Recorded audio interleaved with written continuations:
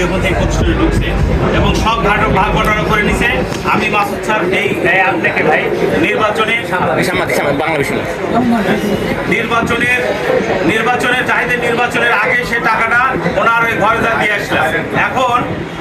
এখন বিষয়টা হলো ওনাকে এইটা থেকে বলে দেওয়া হয়েছে যে আপনি টাকাটা বাড়িতে পৌঁছে দেবে, আপনি চলে যান। এবং পরক্ষণে দেখতে পেলাম এনার পোস্টে আমার হেড স্যারের নিজের ভাইটা ফিরোজ আহমেদ নাম, নিজের ভাইটা এক বড় বোনের ছেলে, হঠাৎ দেখি বলছে যে এটা হলো অফিস সহকারী। আমি বললাম এটি কি করে হলো, ওনার নিয়োগ যোগদান সব কিছু পরবর্তীতে 2 লক্ষ টাকা ইনি দিছিল। 2 লক্ষ টাকা দেওয়ার পরে ওই শুনলাম যে উনি ওনার নিজের ভাইটাকে এখানে নিয়োগ দিছে।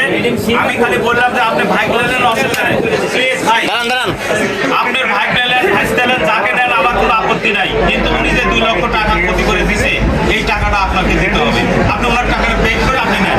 পরবর্তীতে অনেক কাছাকাছি করে 50,000 টাকা আমার হেড স্যার, তবে আদৌ মনে টাকা পাইছে কিনা আর পাইছেন আমাকে বারবার বলছে। আমি পরে মাপ চাইছি, ভাই আমি নিজেই ভিকটিম, আমি নিজে অনেক কষ্টের মধ্যে আছি ভারাক্রান্তরিতে।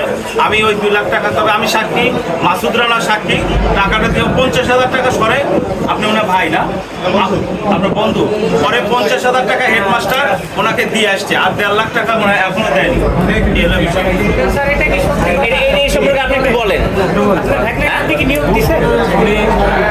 আমাদের লিটন নামে একটা ছেলে ছিল, লিটন আমাদের এখানে অফিস ছিল। এই লিটনকে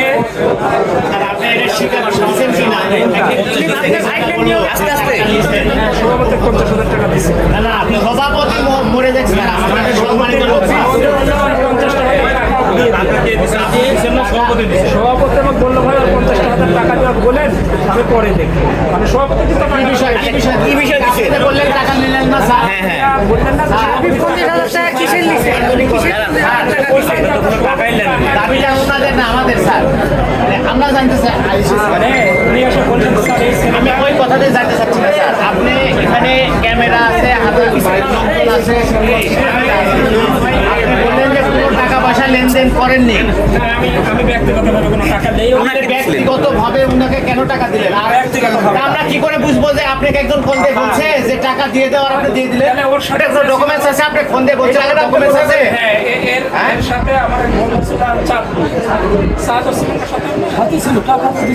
হ্যাঁ, আমার সভাপতি বললো ভাই 50,000 টাকা কিশোরের হাতে পাঠালাম, ওই ছেলেটা দিয়ে দেন। সভাপতি বললে আপনি দিয়ে দিবেন টাকা?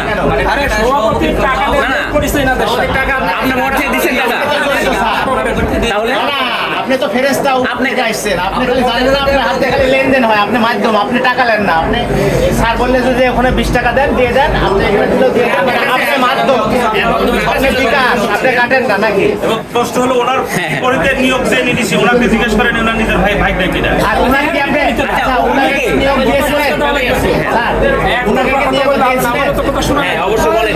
আপনি ওনাকে বলতে স্যার, আচ্ছা ওনার বিপক্ষে যাকে নিয়োগ দিচ্ছেন তিনি কে? না, ওনার বিপক্ষে নিয়োগ, ওনার বিপক্ষে নিয়োগ। আচ্ছা উনি নিয়োগ হওয়ার পর আরেকজনকে দিয়ে একটা কথা বলি, ওই আমার কি করে এইখানে লিটন নামে কি কারণ নাম আছে?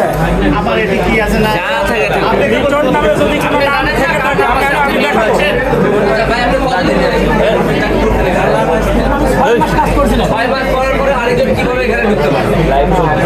উত্তরটা না, একজন 6 মাস কাজ করছে, ঠিক আছে কিন্তু রিজাইন দেয় নাই। রিজাইন দেয় না, তাহলে আরেকজন না না, ডক্টর নক নিয়োগ নাও দিতে পারে, অথবা পরীক্ষা